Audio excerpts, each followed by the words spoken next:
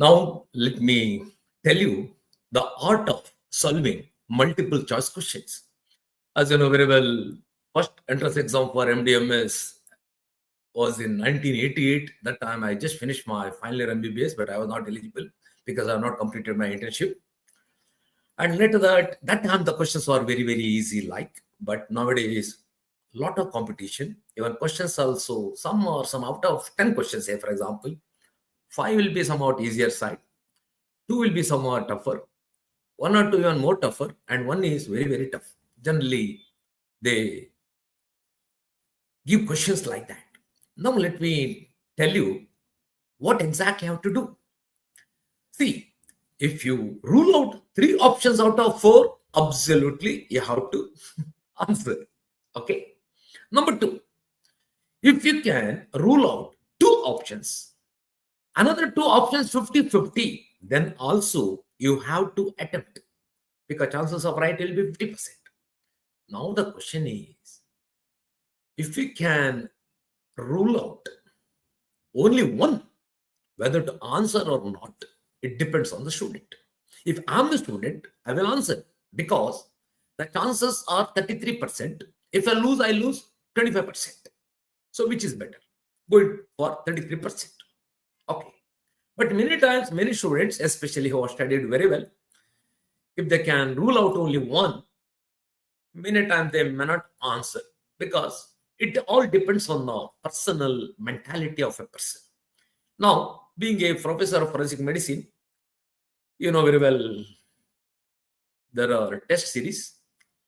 At the same time, there will be mini test series also. Now, I'm going for test series. Then I go to my subject, the forensic medicine. Okay, I go to the forensic medicine now.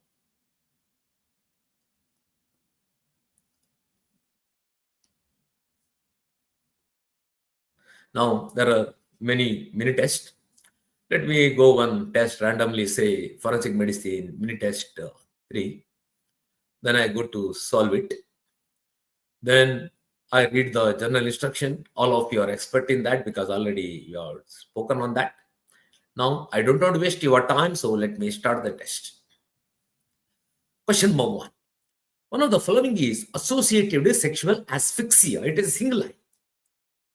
Then I see 4 options. If I am a student, what I would have done, fetishism means wearing clothes of some other sex, because they consider it as a fetish objects, maybe undergarments or maybe some parts of the body, whatever it is they use as fetish objects. Masochism is getting sexual pleasure by being beaten by infliction of pain on himself or by suffering. Oralism is oral sex. Necrophagia is having sexual intercourse with eating dead bodies, especially the lips, nose, vulva. So now we got the answer. Masochism, in case of sexual asphyxia, usually it is by partial hanging. There is constriction. The person suffer, but he gets sexual gratification. So answer is masochism. Okay, understood. Very easy. Now I go to the next question. Which of the following test measures the ratio of weight of the lungs to the body weight that helps in determination of whether the baby was born alive or not? I have studied properly about the chapter infanticide, if I am a student. Now, I have to rule out. A Rager test is also known as hydrostatic test, that is whether the lungs flow, whether it is floats or sinks. Breast loss second life test. Breast loss first life test is also known as Rager test. Breast loss second life test is stomach bubble test, whether there is air in the stomach or intestine. Reading test means replacement of the gelatin tissue from the ear by air. Plotted test ratio. Before respiration, the ratio of the lung weight to the body will be 1:70. After respiration, it becomes 1:35. So my answer is plotted test. Okay. Now, I'm going to the third question. Declaration of Oslo. Always most important for torture. Torture Declaration of Tokyo, T for T. Human experimentation, Helsinki, H for H. Therapeutic abortion, OO. Oslo, OO. Hunger strike, Malta. So now I got the answer because I know this very well. So here, immediately I say that the answer is therapeutic abortion. Okay. Now next question. A mother died after an illegal abortion by the doctor, and which section of BNS the doctor can be prosecuted? Oh, previously I studied IPC, but now I'm supposed to study BNS. Before it was section 312, 313, 314. With the consent, without consent, causing death of the mother. Now it has been changed. Now section 88, abortion, illegal abortion with the consent of the mother. 89, illegal abortion without the consent of the mother. 90, causing death of the mother by illegal abortion. Now I mark 90. Okay. Now I go to the next question. A 10-year-old male child came to the casualty with difficulty in walking and had pain in the perineal region. Anal swabs were taken and showed needle-shaped crystal with picric acid. What is the test? My teacher have told me repeatedly, always remember Barberry test. Barberry test is very, very important. Repeatedly they have asked in INISET, AIMS, NEET PG, FMG, everywhere, where you can see yellow needle-shaped crystals. What I can see here, yellow needle-shaped crystals, is nothing but Barberry's test to identify the seminal style. So I know the answer very well because it is Barberry's. I just mark Barberry's. Fluorine test is another test for the semen. Acid phosphate is another test. Creatine phosphokinase is also another test. So now my answer is Barberry's because I'm very, very sure because I've read properly.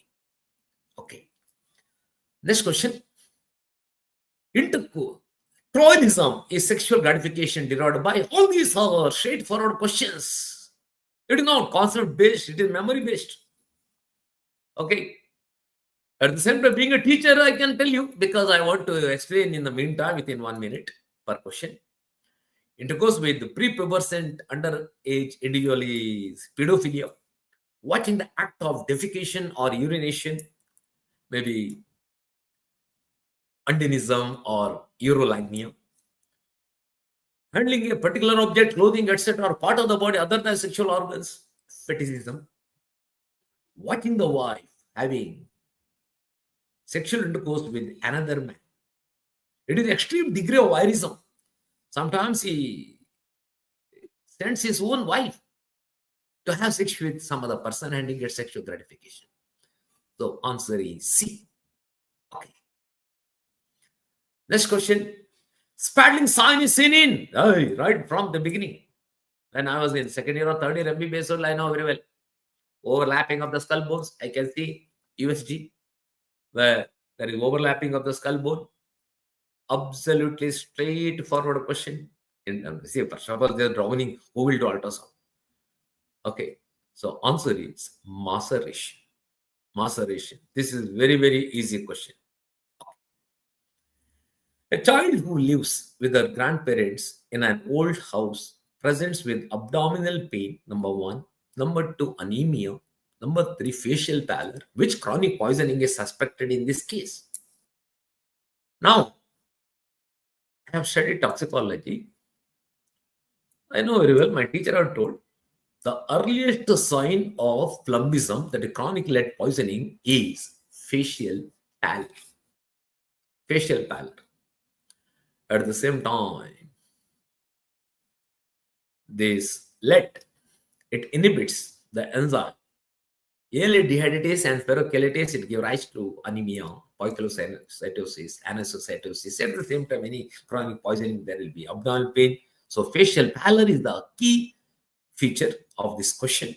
The answer is chronic lead poisoning. Okay. Now, let me go to the next question. Question number 9. To detect vaginal cells on a person who is accused of rape, which test will you use? This was one of the straightforward one-line question.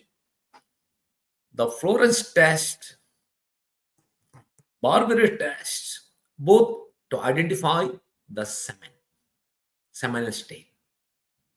Precipitin test is species specific test to know whether it is human or not. Whereas Lugol's iodine test is used to find out or to detect vaginal cells whose accused rape on the penis. You take a wet filter paper, rub it over the glands or shaft of the penis, and expose it to the vapors of Lugol's iodine. Because vaginal cells are rich in glycogen, if it turns brown, it is positive. Okay. So answer is Lugol's iodine test. Let me go to the question number 10. Which tragedy is related to? It is a common sense question. Many times, if you're particular in reading newspaper, always you must have seen which tragedy takes place in LFP or some other place. That is because of the adulteration of ethyl alcohol with methyl alcohol. It is again straightforward question. There is no concept in this. So answer is methanol. Okay.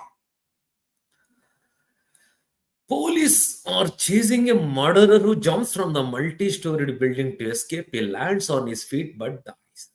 Now the question is, if a person jumps from the height and falls on the feet or on the buttocks, the force will be transmitted. If you fall, say here, the person lands on the feet, force transmitted from the calcaneum to the tibia of femur, pelvis, vertebral column. And what happens once he falls? The head compresses over the vertebrae and it gives rise to fracture around the foramen magnum. So, answer is ring fracture. Now, meantime, I don't know, font fracture is seen in case of newborn infants or within a year, maybe by obstetrics, in obstetrics, the force of delivery, whatever it is.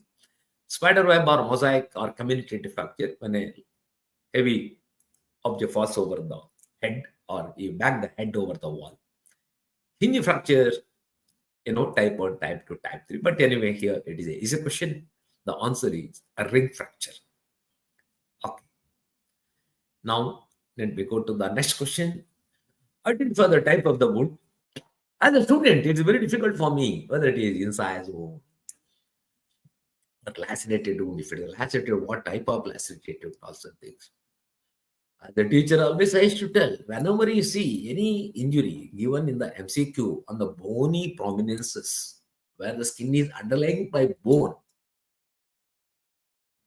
just opt for inside looking lacerated wound or split laceration. Stretch laceration means there should be beveling, but here there is no beveling. Incised wound, the margins are clean. But here also in this picture, unless you enlarge, you can't see properly. But in the examination, always, whenever you see any injury over bony prominences, immediately your answer should be inside looking lacerated wound. Okay. Now coming to the question number 13. A child was born after 8 months of father's death. Grandparents filed a case that the baby is not their son. It does not belong to the son. DNA is positive. The child is called. That means biological father is the one who died. But because I don't know why the parents suspected, forget about that. You are not bothered about that. Posthumous child is a child which is born after the death of the father, or which is born after the death of the mother, or which is born after the death of father or mother, any biological parent or both biological parent if that are. Now you may think, why? How come a child can be born after the death of the mother? Yeah, imagine mother is almost about 8.5 months or 8 months pregnant, meet with an accident, sustained head injury, brought dead to the dead on arrival at the casualty. Immediately they cut open the abdomen and remove the baby by cesarean section. Then it is posthumous child. Okay, so answer is there is nothing like fabricated child word is not there. Suppose a child means fictitious child, a child which is not born to her, she brings some other's child for the purpose of blackmail or marriage or whatever it is. So here the answer is posthumous child. Legitimate child, you know very well. Biological father is some other than the husband. Okay. Now let me go to the question number 14. 27 weeks of gestation with congenital anomalies whose presence is not required for authorization MTP. I should know very well about medical termination of pregnancy at 2021. My teacher has told me repeatedly that this is very, very important. I have studied properly. And it can be done up to 20 weeks in case of failure of contraception.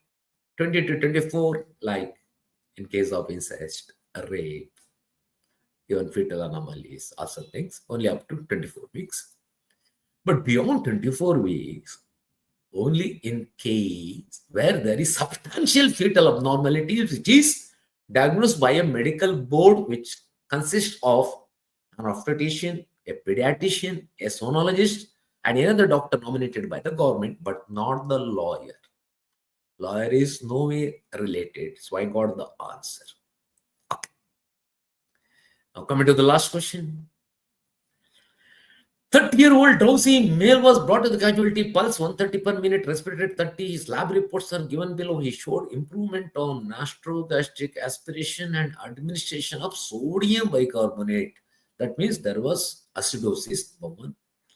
Calcium gluconate, that means the person had hypocalcemia, and 4-methylpyrazole. 4-methylpyrazole competitively, it has a competition for alcohol dehydrogenase. So it is an antidote for methanol poisoning. At the same time, it is also an antidote for ethylene glycol. Now, methanol poisoning gives rise to acidosis as well as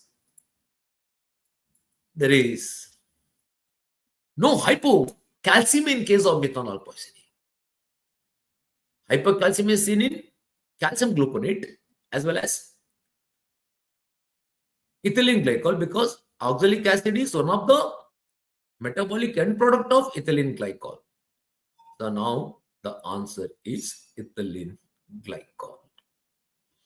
So now I have completed all the questions. Now I am submitting. Okay.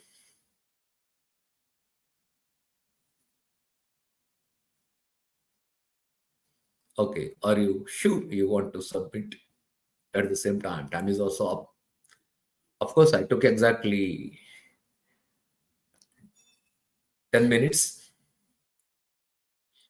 So give your feedbacks and submit. Now the thing is, number one, that is different between me and you, because I'm a forensic expert. I know all the answers, number one. But you can also answer all the questions. Only thing is you have to study properly. At the same time, onliners also you have to study properly. At the same time, you should have a proper concept, like concept here. Example, I told you about hypocalcemia, 4-methylpyrazole. Many people may not be knowing. They know only about methanol. Antidote is 4-methylpyrazole. But in case of ethylene glycol also, you can give 4-methylpyrazole. Now, most important thing what I say as a teacher right from the beginning, most of the time, the students are very much tensed before going for examination. What I say is, when you're studying also, you should not take any stress. Never ever think about the result. Say, for example, if your exam is starting at 9 o'clock, say, for example, by 8 o'clock, just close the book while going to the examination hall. Don't take any books. Be confident. Just go, sit, relax your mind. Be very, very cool. Because by getting tension or getting stressed, who are the loser? You are the loser. Many times I have seen students telling over my experience of more than 3 decades. Sir, I did 5 silly mistakes. I did 10 silly mistakes. Actually, I knew the answer. Because I was stressed, I got it wrong. Don't do that. Be very cool. And after taking that test, you can review. You can go through all the answers. At the same time, explanation is also given why the answer is masochism. Then what do you mean by fetishism, sexual oralism, necrophagia, etc. Okay, so we can go through. Once it is right, of course, no need to waste your time by, if you know all four options, the meaning also, no need to waste your time for review. If at all imagine your question number 2 is wrong, then you go for explanation. Okay, so that it helps to solve any other questions. So here, for example, if there are 15 questions, 4 options, totally 60 options will be there. In doc tutorial, we can explain, we mention about the importance of all 60 different options also we tell. Say, for example, now Rager test, pocket test, best or second left, or radiant test. In the explanation, we tell what is pocket test, what is hydrostatic test or Rager test, what is best law second left test, all these things. Okay, see, that's what doc tutorial helps you properly, and our questions or MCQs are faculty curated. And when you have got a fantastic feedback from the students that as of today, doctoral question bank is one of the fantastic question bank. You can utilize this. Okay. Wish you all the best. I don't think you have any questions. Even if you have any questions, you can ask me directly. Always I give my number 98802 19930 is my personal number. Anytime while you're reading, if you have any doubt, you can call me at any time, 24 into 7. Sometimes I may not pick. Say, for example, if you call at 2 o'clock in the midnight, 2 a.m., I may be sleeping. But once I get missed call, definitely I call back. Okay? Wish you all the best. Bye-bye.